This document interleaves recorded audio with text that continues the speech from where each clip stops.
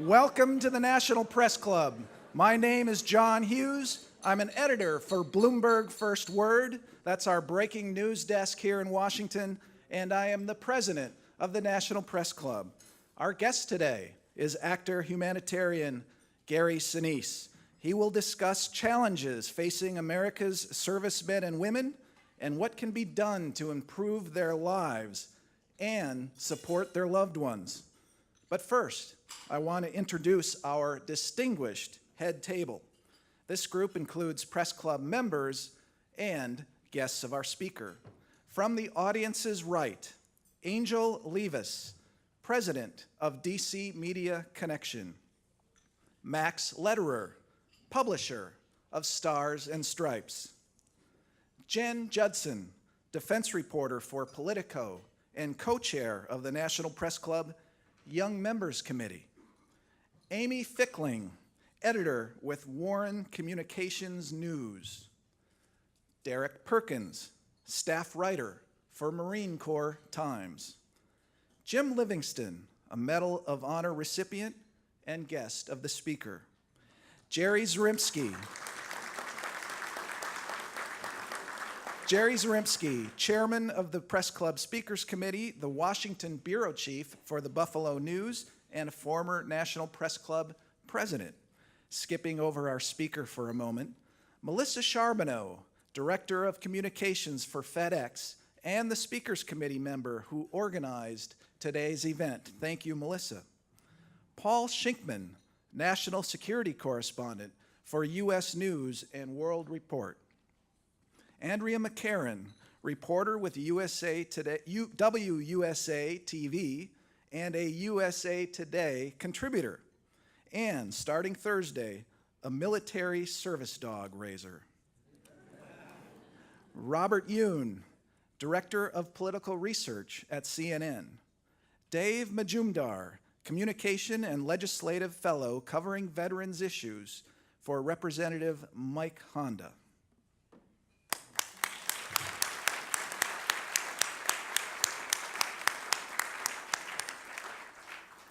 I also want to welcome our C-SPAN and public radio audiences, and you can follow the action today on Twitter. Use the hashtag NPC Lunch.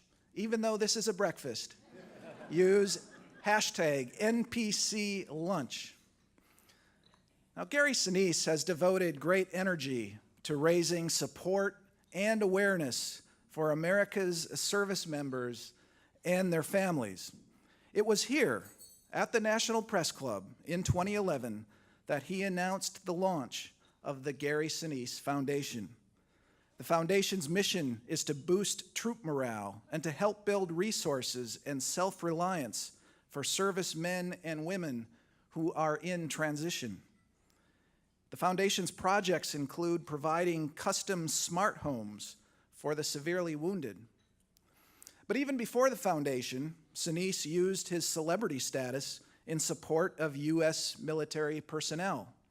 His band has performed around the world, raising millions of dollars to benefit the nation's veterans. The band, of course, is called the Lieutenant Dan Band. It is named for his Academy Award-nominated role as wounded Vietnam War veteran Lieutenant Dan in the movie Forrest Gump. You might know Sinise for other roles as well. He spent nearly a decade playing Detective Mac Taylor in the TV program CSI New York. He also had roles in movies such as Apollo 13, The Green Mile, and Ransom. But it's his role as service member advocate he seems to enjoy best. Sinise serves as spokesman for the Medal of Honor Museum. He is a patron of the GI Film Festival, which highlights movies that positively portray veterans and the military. He has co-hosted the National Memorial Day concert for a decade and is certainly a familiar face here in Washington in that regard. And Sinise is a recipient of the Presidential Citizens Medal. That's the second highest civilian honor for deeds performed for the nation's service members. Tonight, the National Association of Broadcasters Education Foundation will award him its highest individual honor, the Service to America Leadership Award. Ladies and gentlemen, please join me in giving a warm National Press Club welcome to Mr. Gary Sinise.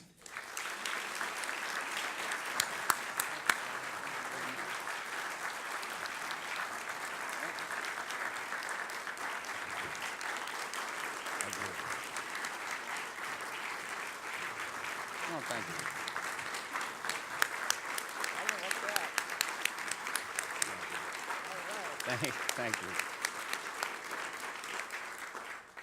Thank you. Thank you very much. It's good to be back. I want to say something. Last time I was here, there was a big sort of wooden medallion here on the back, and about halfway through my speech, it fell down. So I'm glad it's not here.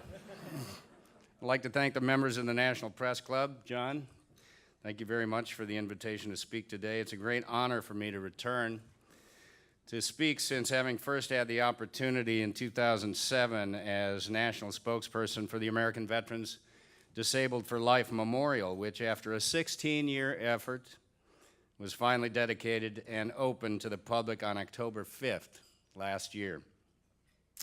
A second time addressing the members of the press club was in support of the documentary film Brothers at War. And a third time, as John said, 4 years ago, when we first launched the Gary Sinise Foundation.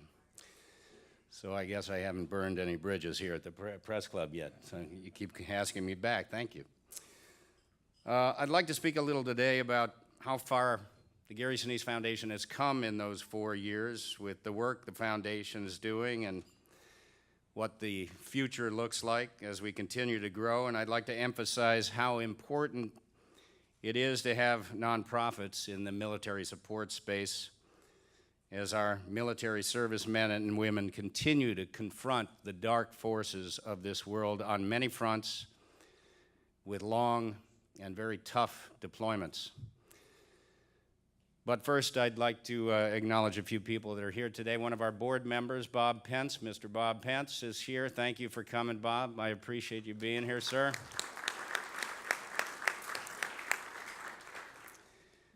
I have a very distinguished guest here that John introduced, a friend of mine who is here with us today.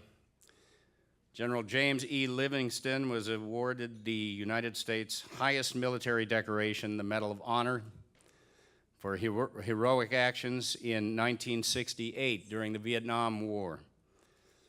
And on that fateful day, Captain Livingston and about 800 fellow Marines ran up against a North Vietnamese company of 10,000 strong enemy combatants. 10,000 against 800 Marines. What Captain Livingston says was a fair fight. During the ensuing fight, Captain Livingston was wounded 3 times through heavy fire, and despite his wounds, he coordinated attacks to destroy over 100 mutually supporting enemy bunkers, repelled a savage enemy counterattack, and refused to be evacuated from the field till he was assured of the safety of his men. And he would serve 2 combat tours in Vietnam. He was presented the Medal of Honor on May 14, 1970 by President Richard Nixon. Rising in the ranks, he retired from the Marine Corps as a Major General. General Livingston's philosophy on leadership is to lead from the front. He said, "If I am willing to do it, then I can ask you to do it." He never had a Marine under his command come up and say to him, "I don't want to do this." Following his example, they all did their job and whatever he asked of them and performed superbly. And that is true and inspiring leadership. So General Livingston, thank you, sir, for being here.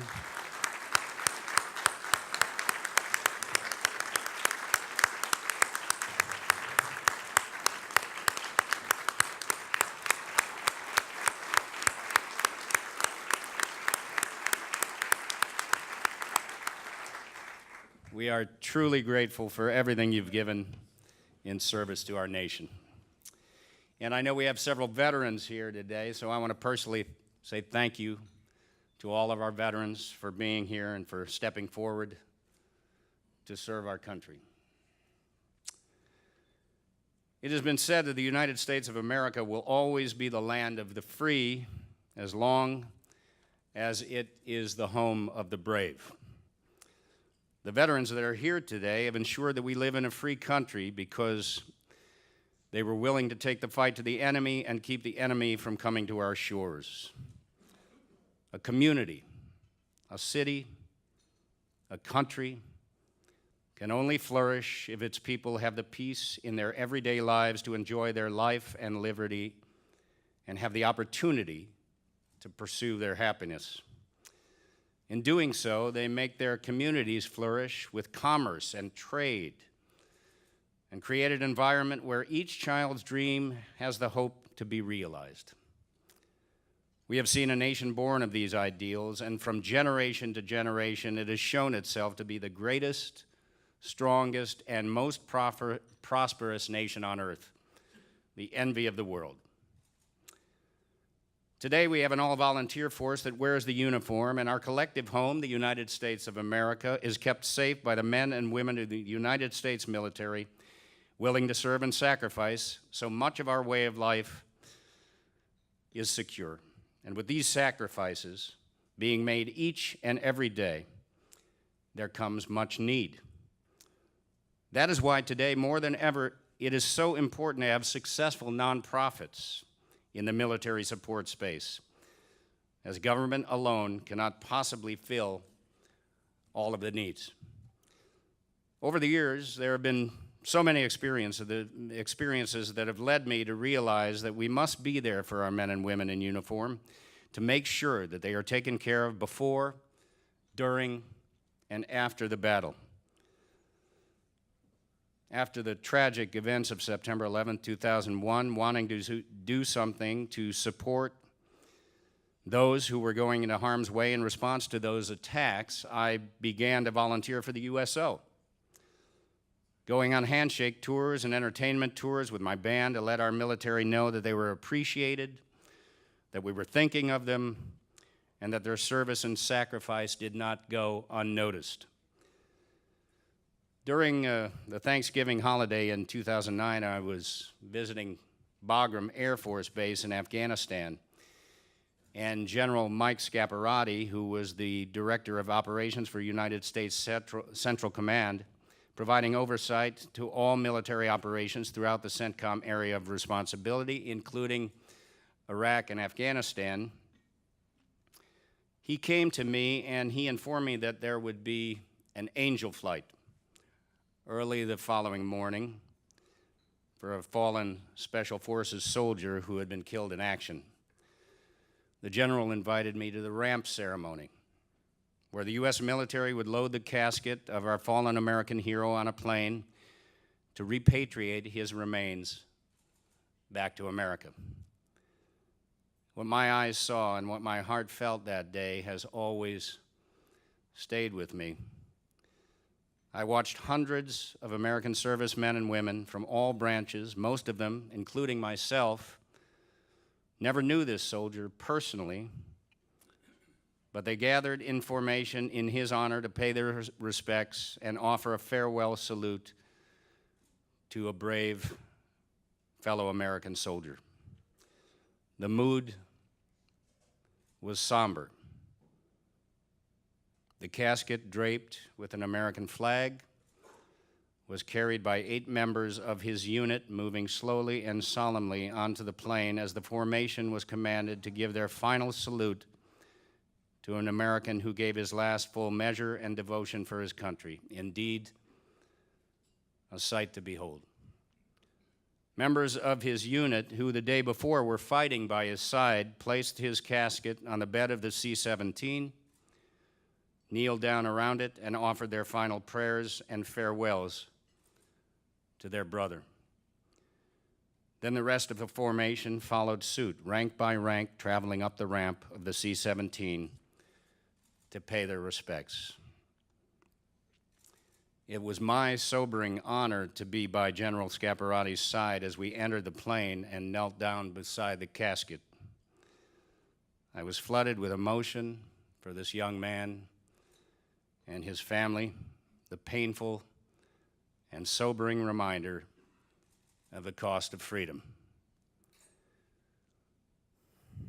So in looking back on my own journey working with veterans groups in the Chicago area in the 80s, supporting our wounded through the Disabled American Veterans Organization in the 90s, and then post 9/11, as I began to understand the full weight that our servicemen and women carry with them into battle and oftentimes bring home with them when they return from long deployments, I began to supporting many military charities and participating in as many support concerts and fundraising events as I could to raise awareness, spirits, and support them.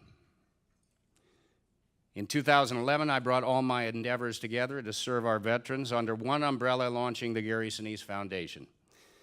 In just 4 years, with the generosity and support of the American people, we have been able to start numerous programs to help make an important difference in the lives of our service members, from building specially adapted custom smart homes, providing adapted vehicles and mobility devices for our most severely wounded veterans through our RISE program, RISE, Restoring Independence, Supporting Empowerment, to putting on, as John said, Lieutenant Dan Band resiliency concerts at military hospitals to boost morale, to raising the spirits of the children of our fallen heroes, providing emergency funding for needy military families, supporting first responders in communities all around the country. Each day, we are helping our veterans, military families, and first responders find the strength and support they need to move forward in their lives, and we are impacting the communities that they live in. As John said when I last spoke here, June of 2011, I'd been part of fundraising efforts to build 3 smart homes at that time for some of the most catastrophically wounded service members, 3 of our quadruple amputees who had returned from Iraq and Afghanistan. I'm proud to say that now, of the 5 quadruple amputees from these wars, 4 of them are living in new homes, and a home is in progress for the 5th. By the end of 2015, the Gary Sinise Foundation will have participated in the development or construction of up to 35 of homes for those suffering very serious life-changing injuries. And these homes give our wounded heroes, their families, their caregivers, their freedom and independence back. I'm proud to say that prior to the creation of the foundation, in the 4 years since, the Lieutenant Dan Band has performed 318 concerts worldwide in support of our nation's defenders and their families, 140 concerts for the USO, and 178 fundraising and benefit concerts. We just performed at the Hotel Del in Coronado on Sunday night for a big veteran support concert. The band is part of our nonprofit and is now a program of the foundation.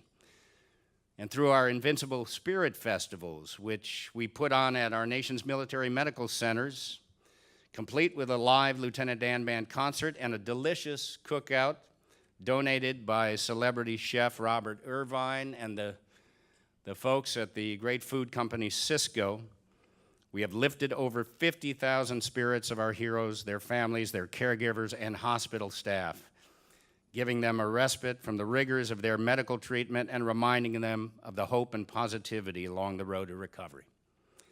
Through our Serving Heroes program, we have shown gratitude to our nation's defenders by serving them a hearty, classic American meal. To date, we've served over 27,700 meals to 5 major travel hubs across the nation where our deploying troops go through, and we're looking to expand our efforts to include other venues at other airports throughout the country. Our Gary Sinise Foundation Relief and Resiliency Program has helped 1,294 veterans and their families through their times of urgent need. 162 children and family members of the fallen, 156 veterans, 900 144 wounded. With first responders outreach, Gary Sinise Foundation has provided support to train 45 firefighters in Black Forest, Colorado, after the devastating fires there, supported the families of the hotshots in Prescott, Arizona, after 19 firefighters were lost in a deadly firestorm, donated 2 Lieutenant Dan vans to the FDNY Fire Family Transport Foundation to transport ill and injured members of the FDNY and their families to medical facilities. And we've awarded 6 grants to police, fire, and EMS services. Other programs include our arts and entertainment outreach, taking veterans to theater around the country for a free meal and performance. And as part of our educational outreach, we have a new World War II program, a most recent partnership with the National World War II Museum in New Orleans. Gary Sinise Foundation has helped finance a historian who has to date recorded 35 World War II veterans' stories, oral histories preserved on video in the museum archive, preserving America's history and their legacy. We will also include a trip next week for 50 World War II veterans from California to see this magnificent museum built in their honor. So we've come a long way in 4 short years, and we are impacting the lives of our veterans in active duty across the nation. It is truly the most rewarding mission I have had in my life to serve the members of our military. One of the hardest things to come to terms with when you endeavor to a life of service is the enormity of the need that exists today. It has to be upon us and our communities to close the gap and meet that need. With all the bureaucracy, inefficiencies, and the difficult challenges currently being reported within the VA, it is important that there are successful nonprofits in the military support space and that we engage, encourage, and inspire as many communities within this country as possible to address the needs of local veterans. So I applaud all the military nonprofits that are here today doing the good work. During the conflicts in Afghanistan and Iraq, we have seen remarkable advances in field medicine and care. While this may have reduced the number of casualties, many more have returned home injured or seriously wounded. As we have now been at war for the past 14 years, roughly 50,000 military personnel currently live among us bearing the severe wounds of war, both physically and mentally. Their struggles can affect the entire household, and ongoing treatment can quickly become ruinously expensive. We have become aware of the startling shortfalls in the care these men and women often face. With the media, they have provided troubling glimpses at the health-related complications that veterans experience in seeking care. The bigger picture is alarming. Survey data suggests 71% of Americans do not understand what combat veterans endure, and 84% of veterans polled said the public has little awareness of the challenges they face in life after combat. This suggests an urgent need to supplement existing support and raise public consciousness on a grassroots level. Emotional trauma is at epidemic proportions. From 2002 to 2012, 103,972 cases of post-traumatic stress were reported. According to a report from the Department of Veterans Affairs, an average of 22 American veterans continue to take their lives every day. Physical injuries often compound the emotional damage. In the same 2002 to 2012 time span, 1,715 battle injury amputations were performed.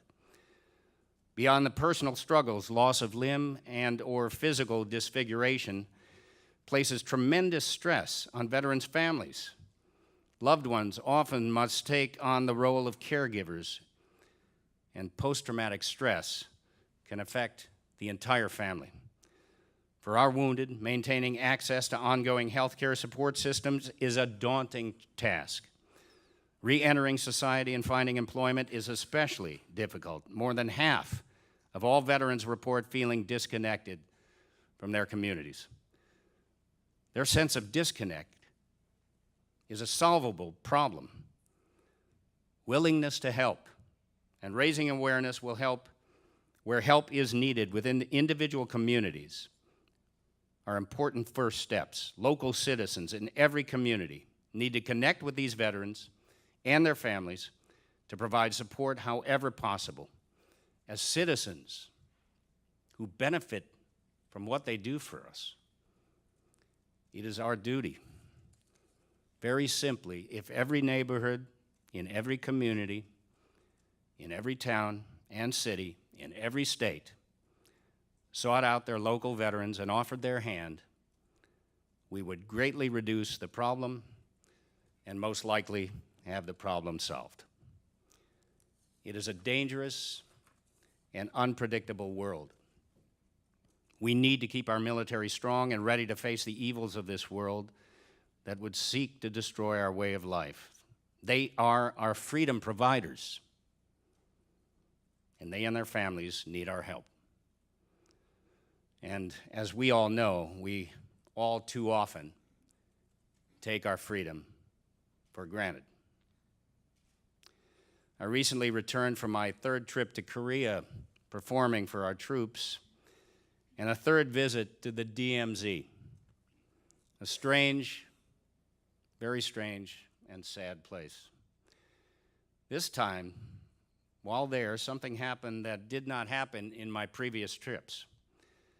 As we came out of the building and approached the borderline, 2 North Korean guards came right up to the border's edge to take pictures of our group. I was 2 feet away and could look directly into the eyes of these guards. Haunting and very sad eyes. They know nothing but worship of the supreme leader and are slaves to their master. Perhaps there is no place on earth where one can feel a palpable difference between freedom and slavery more than standing on the border between North and South Korea. The North Koreans know nothing of freedom. For 3 generations, they have been oppressed by a dictatorship, indoctrinated by a regime that has enslaved them and sealed them off from the rest of the world. The North Koreans have a military that is there to suppress them and take their freedoms away. But with the United States by their side, like all of us here in the U.S., the South Koreans have a military that's very purpose is to protect their freedoms and provide life, liberty, and the ability for every man, woman, and child to pursue their happiness. Education is the key to making sure our generation and future generations know the high cost of freedom and what our military men and women sacrifice to endure and endured in providing it, as it is precious and we must never take it for granted. Not everyone in this world gets to live like we do. Is there any doubt there are evil forces in this world that, given the opportunity, would do anything within their power to destroy what we as Americans and all Western nations have grown so accustomed to? Freedom, liberty, and the pursuit of happiness?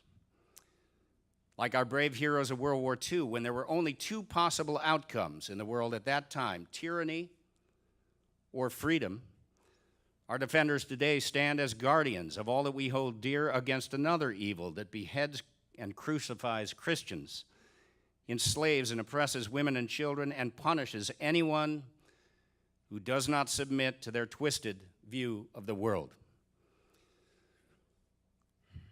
On October 22, 1962, addressing the nuclear threat posed by the Soviet Union and the U.S. response to missiles in Cuba, President John F. Kennedy said, "The path we have chosen for the present is full of hazards, as all paths are, but it is the one most consistent with our character and courage as a nation and our commitments around the world. The cost of freedom is always high, and Americans have always paid it. And one path that we shall never choose is the path of surrender or submission. Today we face many threats to peace and security of the world, indeed full of hazards of the present, and we are thankful to have American men and women who are willing to do the dangerous work necessary to ensure that we remain free and secure. Still, with a disconnect between the average American and its military, I believe educating our citizens and our youth as to what our military men and women endure in combat with long deployments away from family and friends is in order, so that we better understand why it is critically important to support them and take care of them. This is why I want to talk to you today about the importance of the Medal of Honor Museum, the effort to build a national museum in Mount Pleasant, South Carolina. Now, in retirement, General Livingston is a very busy man. Among other things, he is a member of the board of directors of the Medal of Honor Museum Foundation. In addition, he, along with 7 other Medal of Honor recipients, comprise the museum's steering committee, which will review all museum exhibits and programs to ensure they are consistent with the mission of the Congressional Medal of Honor Society. The Society is the brotherhood of the 79 living Medal of Honor recipients. Education can come in many forms.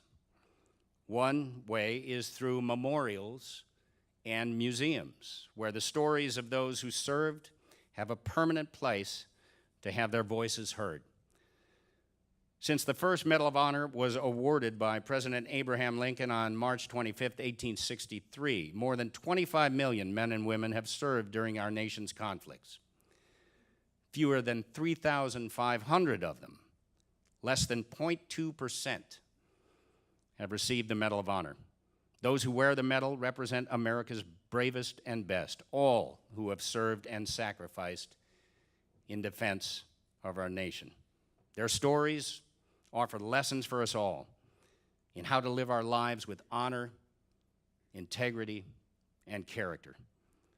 My own history with the Medal of Honor Society and Foundation goes back to 2007. I've been humbled and blessed to serve on the Foundation's President's Advisory Group, and now through the invitation of General Livingston on the board of directors as a national spokesperson for the Medal of Honor Museum effort. It's been my privilege and great honor to get to know many of the recipients of the Medal of Honor personally and to hear their stories. To be among America's bravest, to listen to them and interact with them has been a blessing and a true education. They have all shown me a quiet strength and modesty, and they all say that they wear the Medal of Honor not for themselves, but for all those who fought so bravely alongside them and did not make it home, that we would remember them and their sacrifice. More than 18%, 646 of the medals awarded since 1863 have been presented posthumously. But from the Civil War until World War II, of the 2,418 medals awarded, just 3%, 83, were presented posthumously. From World War II to the present, however, more than 60% of medals have been awarded posthumously. 58% in World War II, 73.8% in the Korean War, 62.9% in the Vietnam War, and 43.7% in the wars in Iraq and Afghanistan. Within the last few decades, the Defense Department has reviewed records of a number of potential Medal of Honor recipients who have been passed over in the past because of their race, religion, or ethnicity. As a result of these reviews, a number of African American, Hispanic, Japanese, and Jewish servicemen have received long overdue recognition as Medal of Honor recipients. Medal of Honor recipients hail from every walk and every station in life. They reflect the ethnic, cultural, economic, religious, and educational diversity that is a hallmark of the American experience. All 50 states, the District of Columbia, Puerto Rico, Guam, and more than half a dozen nations are represented. More than 20% of recipients were born outside of the United States. Today, as I mentioned, there are 79 living recipients, fewer than at any time since the Civil War, when the medal was first awarded. The oldest recipient, a World War II veteran, is 94. The youngest, a veteran of the war in Afghanistan, is 25, and their average age is 71 years old. The Medal of Honor is the nation's highest award for valor in combat. It is the only military medal that is worn around the neck. Its recipients are the only individuals whom the President salutes as a matter of custom. It is awarded by the President in the name of Congress to a member of the armed forces who distinguishes himself conspicuously by gallantry and intrepidity at the risk of his life above and beyond the call of duty, while engaged in action against the United States. So the Medal of Honor Museum is in the works. Why? To preserve the stories of the Medal of Honor recipients, presenting them to new generations sorely in need of true heroes to look up to and emulate, to help visitors understand what it means to preserve service above self and the meaning and the price of freedom. The future site of the museum is located at Patriots Point in Mount Pleasant, South Carolina, on the eastern shore of Charleston Harbor, directly across from the USS Yorktown.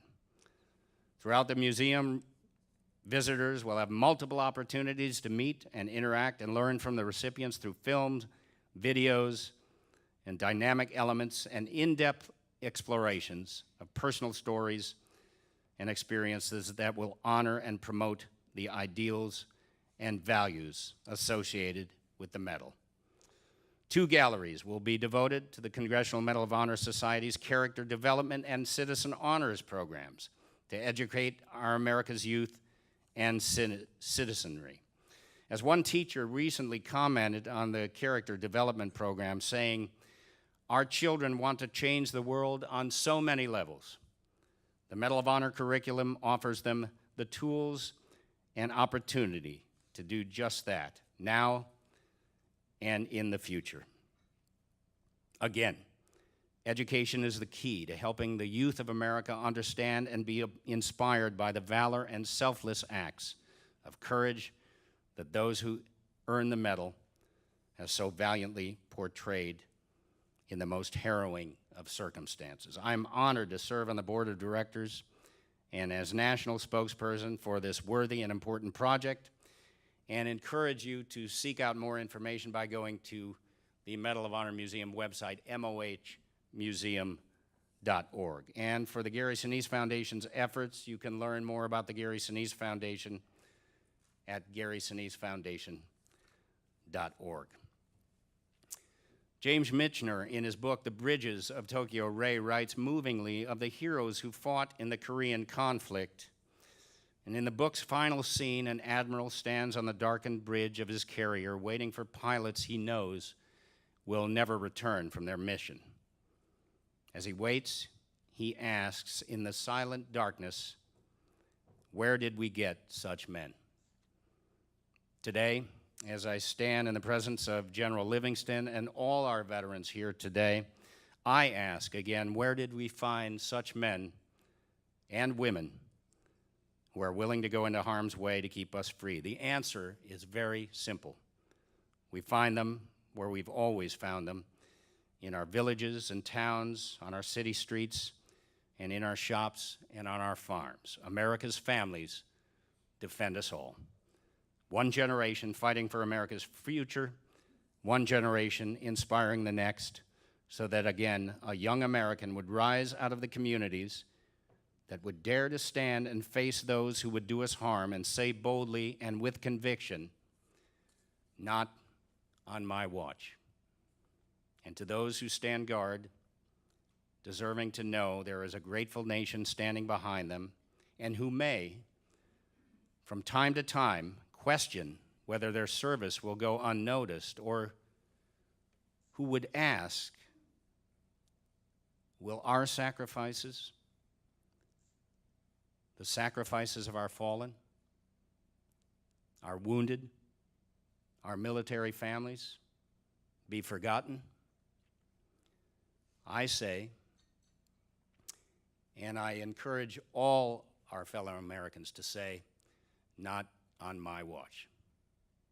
Thank you.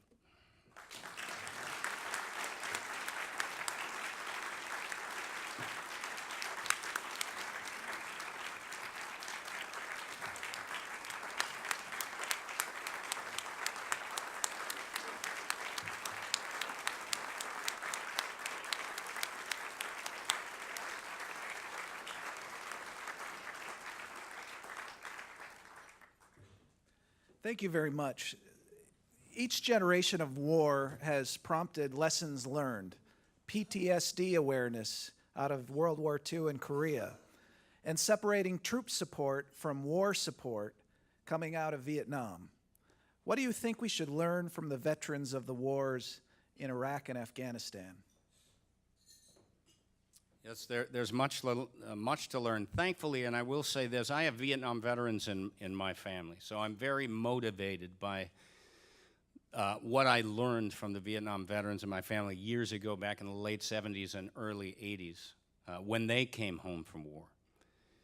And a big catalyst for me today in supporting our Iraq and Afghanistan veterans and trying to ensure that they have the services they need, they are shown the appreciation that they deserve, are from what happened to our Vietnam veterans and the shocking reality at the shameful way they were treated when they came home from war and the services that they needed that they didn't get. We have much to learn. We have, as I said, there's a major epidemic within the military community of those suffering from post-traumatic stress. Thankfully, there are a lot of services within the VA that are being provided, but also within the military nonprofit support space. I think part of my feeling about this is that you know, with the thousands of military charities that there are out there, the military nonprofits that are filling these gaps and trying to provide services, like service dogs, for example. These dogs are very important to mental health. Thankfully, there are those military nonprofits because we all know that the challenges that the VA has, some wonderful people working within the VA, but it's a challenging environment for our veterans. Thankfully, there are these military nonprofits out there that are trying to address needs on multiple fronts. The TAPS organization is here today. Bonnie Carroll, who is providing a great service to the families of our fallen. There's a post-traumatic stress involved there for our Iraq and Afghanistan families that they go through. Thankfully, there are services out there that are being provided, and I encourage anyone who is seeking service or seeking help from the Iraq and Afghanistan community to continue passing on the information of where these services are provided. There's a lot to learn from those who served in past wars and certainly those who are serving now. We can never do enough for those who are serving our nation. There's a lot more to be done, and we can always try to do a little bit more. With nearly a decade of war winding down, how do you see the mission of your foundation changing as fewer and fewer combat veterans come out of the armed forces? And with the wars winding down, do you worry that it's going to become more difficult to get the American people and the political system to appreciate and properly serve veterans?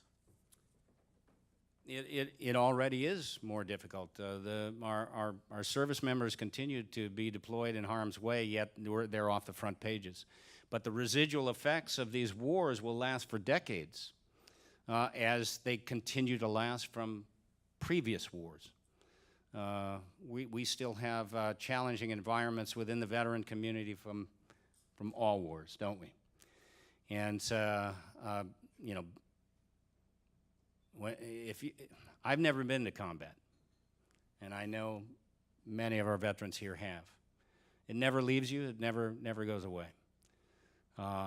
You can certainly move beyond it, but the more we can keep consciousness and keep people aware of what's happening within our military community, the more services will continue to be provided. I think this is where the challenge becomes greatest as we do draw down, as we do leave the battle space and leave the front pages, is that, as I said, the residual effects of these wars will last for decades, and we need these services to be provided continually. That's where somebody like me can come in and be useful. You know, I can talk at the press club and express myself and get a public platform around the country to try to keep this awareness up and help as many military charities as I possibly can, because the need is enormous. There are lots of unmet needs out there, and we will continue to face these challenges. So keeping awareness up is important. It's primary. Thank you for having me today to be able to keep awareness up and to talk to members of the press club about this. What you can do is help, you know, keep this in the consciousness of the American people. We're tired of war. We've been at war for 14 years, yet our military continues to serve. They continue to have challenges. Our military hospitals continue to serve those who have been injured years ago. I mean, I know people who have been going through rehabilitation for years and will continue to do that. We have one of our families here, Luis and Claudia Avila, are here today. We're going to be doing a home building project for Luis and Claudia. They're at the hospital every single day. God bless you for serving our country. Thank you for being here today. We can never do enough for you and what you've done, Luis.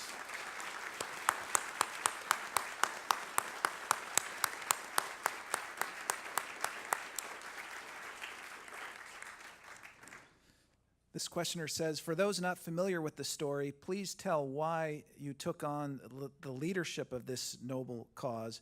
But to broaden that out a little bit, you talked about after 9/11 getting involved. Was it really after 9/11 that it stepped up, or did you really have this passion even years before and growing up? Talk about your own evolution to where you are today as such a devoted servant to this effort.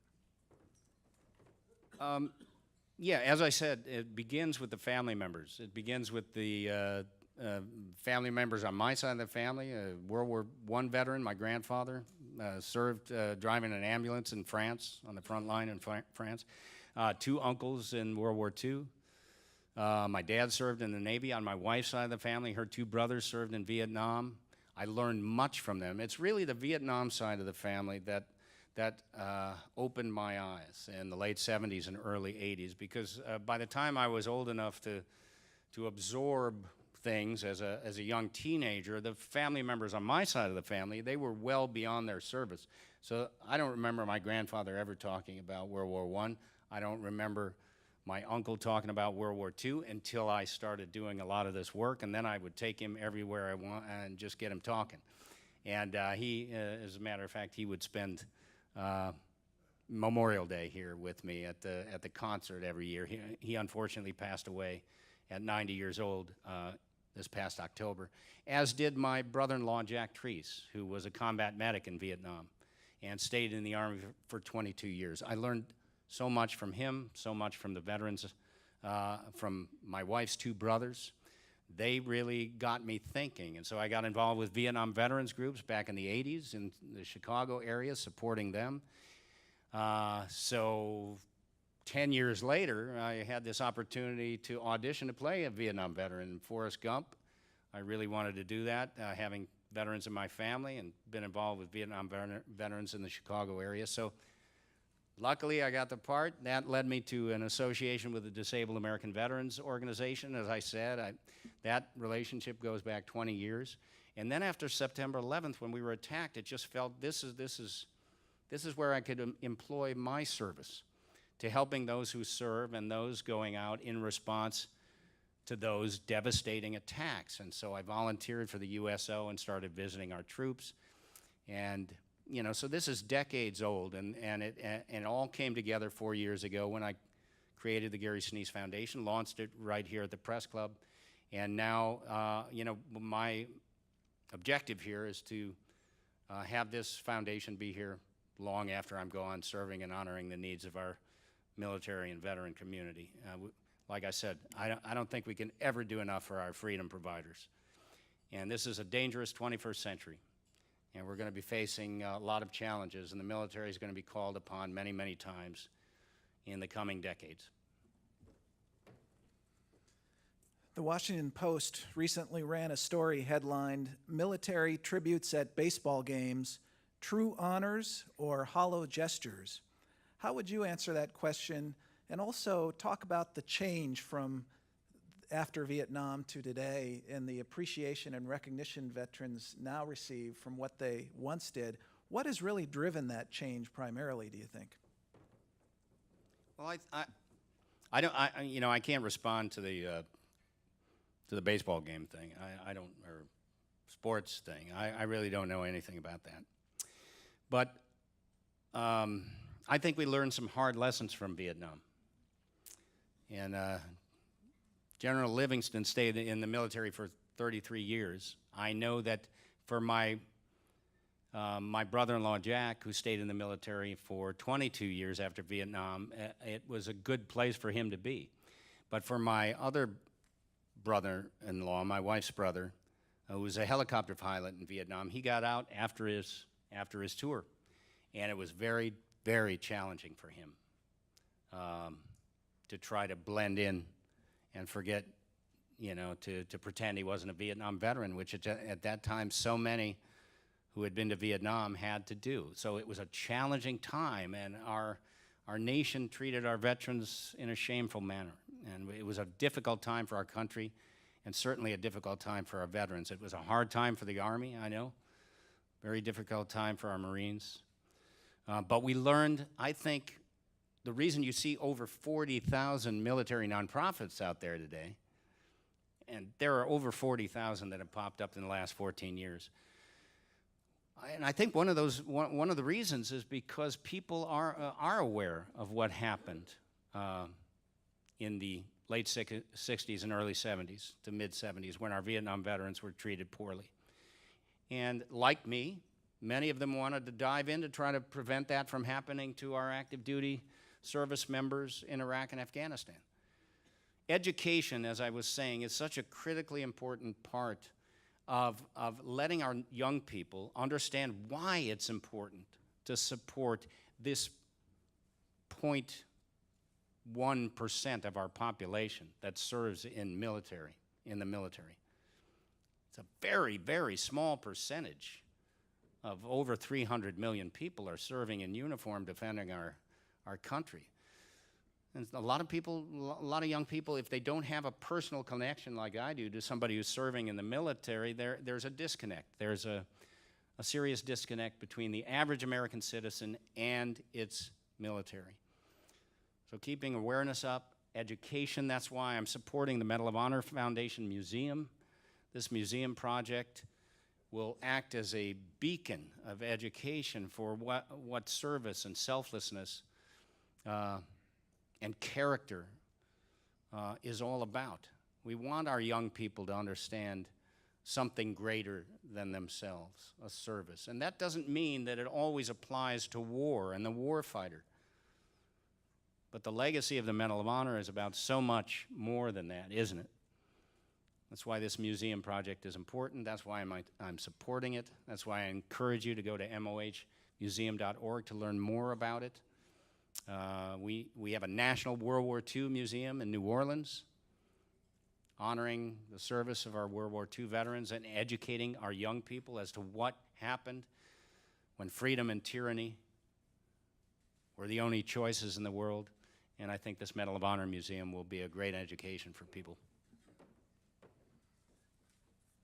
We just have a few minutes left, and before I ask you a question or two about Hollywood, I just have some housekeeping.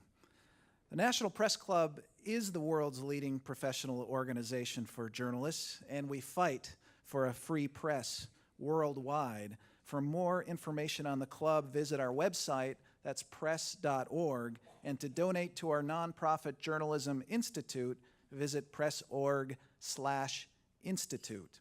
I'd also like to remind you about some upcoming programs. On Thursday, Archbishop Joseph Kurtz, President of the U.S. Conference of Catholic Bishops, and Cardinal Donald Wuerl, Archbishop of Washington, will discuss Pope Francis's encyclical on the environment.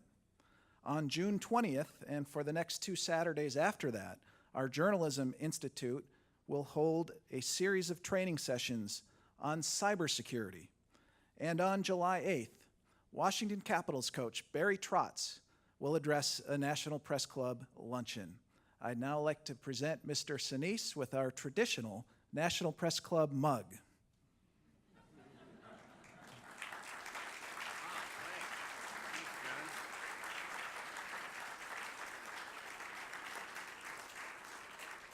Those, of course, are very special, valuable gifts, and you now have 4, I believe, so you're working on the set. So in the time remaining, I wanted to ask you, you mentioned about you can use your celebrity status to promote these causes, and of course you keep working on that end of your career as well, and you've got a new series upcoming. And could you tell us a little bit about this new TV series you're beginning? Oh yeah, the job. Oh yeah, the day job. Wait. Well, I've been, CSI New York went off the air in February of 2013. So since then, I've been pouring all my energy into the military support, veteran support foundation, building the foundation, traveling around the country and the world, raising awareness and that kind of thing. But I was approached by CBS about doing a pilot for a new spin-off series of the show Criminal Minds. So we shot the pilot, and it was an episode of the Criminal Minds series where they introduced a new team of the International Division of the FBI and the Behavioral Analysis Unit. So and they picked us up. So I'm going back to work. July 27th, we start shooting in California. And we will explore the international division, as I said, so every week we'll be in a different country chasing bad guys and trying to protect Americans.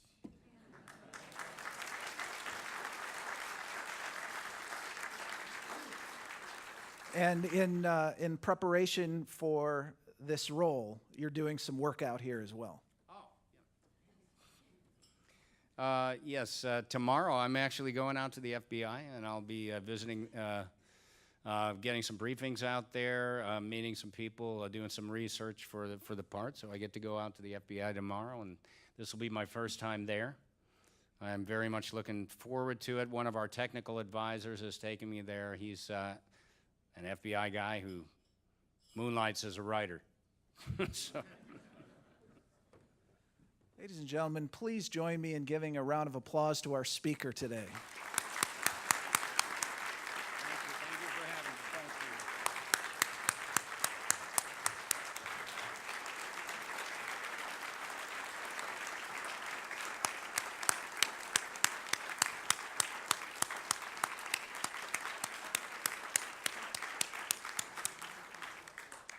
I'd also like to thank the Press Club staff, including its Journalism Institute and Broadcast Center, for organizing today's event.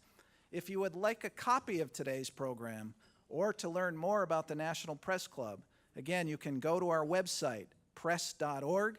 And again, I want to thank all of the service organizations that have joined us today for this breakfast. It's made it extra special, and we at the National Press Club are grateful for all of the work that you do. And thank you so much. We are adjourned. Thank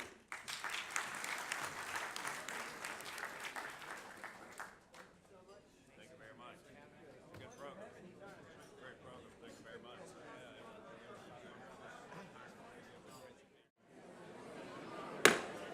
Welcome to the National Press Club. My name is John Hughes. I'm an editor for Bloomberg First Word. That's our breaking news desk here in Washington. And I am the president of the National Press Club. Our guest today is actor humanitarian Gary Sinise.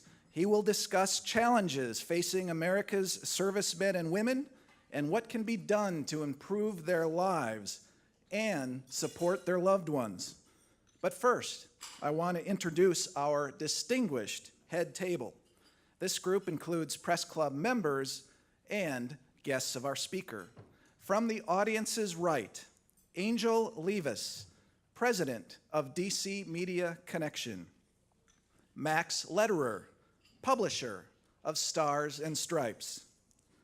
Jen Judson, Defense Reporter for Politico and Co-Chair of the National Press Club Young Members Committee. Amy Fickling, Editor with Warren Communications News. Derek Perkins, Staff Writer for Marine Corps Times. Jim Livingston, a Medal of Honor recipient and guest of the speaker. Jerry Zaremski, Chairman of the Press Club Speakers Committee, the Washington Bureau Chief for the Buffalo News, and a former National Press Club President. Skipping over our speaker for a moment, Melissa Charbonneau, Director of Communications for FedEx, and the Speakers Committee member who organized today's event. Thank you, Melissa. Paul. His band has performed around the world, raising millions of dollars to benefit the nation's veterans. The band, of course, is called the Lieutenant Dan Band. It is named for his Academy Award-nominated role as wounded Vietnam War veteran Lieutenant Dan in the movie Forrest Gump. You might know Sinise for other roles as well. He spent nearly a decade playing Detective Mac Taylor in the TV program CSI New York. He also had roles in movies such as Apollo 13, The Green Mile, and Ransom. But it's his role as service member advocate he seems to enjoy best. Sinise serves as spokesman for the Medal of Honor Museum. He is a patron of the GI Film Festival, which highlights movies that positively portray veterans and the military. He has co-hosted the National Memorial Day concert for a decade and is certainly a familiar face here in Washington in that regard. And Sinise is a recipient of the Presidential Citizens Medal. That's the second highest civilian honor for deeds performed for the nation's service members. Tonight, the National Association of Broadcasters Education Foundation will award him its highest individual honor, the Service to America Leadership Award. Ladies and gentlemen, please join me in giving a warm National Press Club welcome to Mr. Gary Sinise.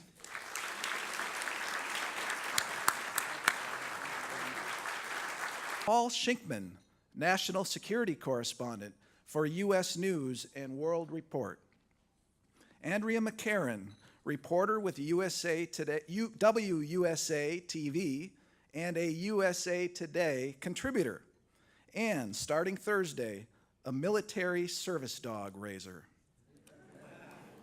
Robert Yoon, Director of Political Research at CNN. Dave Majumdar, Communication and Legislative Fellow covering veterans issues for Representative Mike Honda.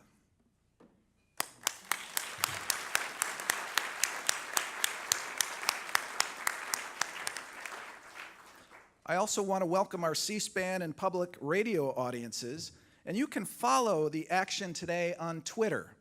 Use the hashtag NPC Lunch. Even though this is a breakfast, use hashtag NPC Lunch. Now, Gary Sinise has devoted great energy to raising support and awareness for America's service members and their families. It was here at the National Press Club in 2011 that he announced the launch of the Gary Sinise Foundation. The foundation's mission is to boost troop morale and to help build resources and self-reliance for servicemen and women who are in transition. The foundation's projects include providing custom smart homes for the severely wounded.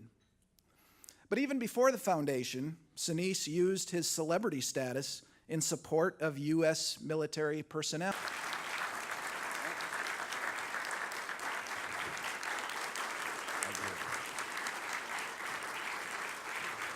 Oh, thank you.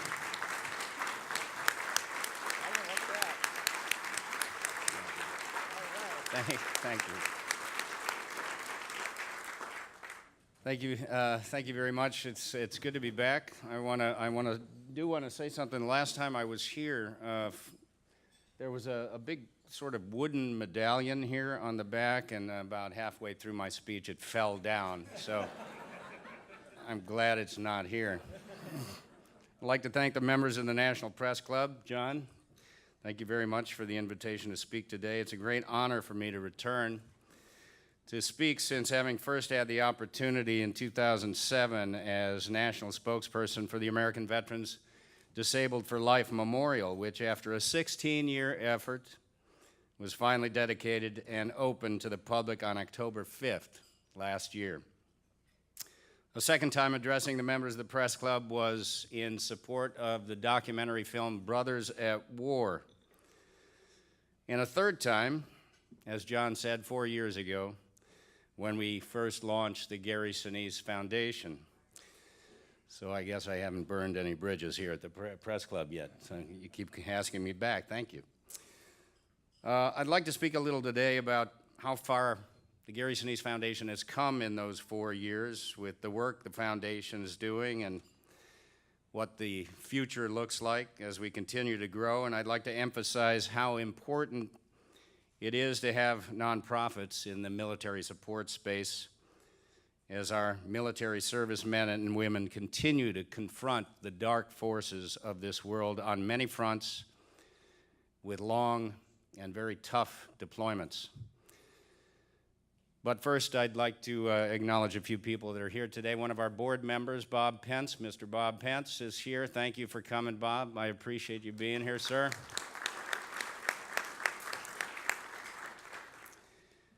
I have a very distinguished guest here that John introduced, a friend of mine who is here with us today.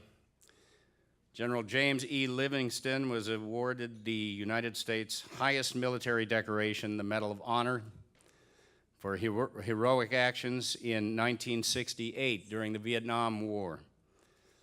And on that fateful day, Captain Livingston and about 800 fellow Marines ran up against a North Vietnamese company of 10,000 strong enemy combatants. 10,000 against 800 Marines.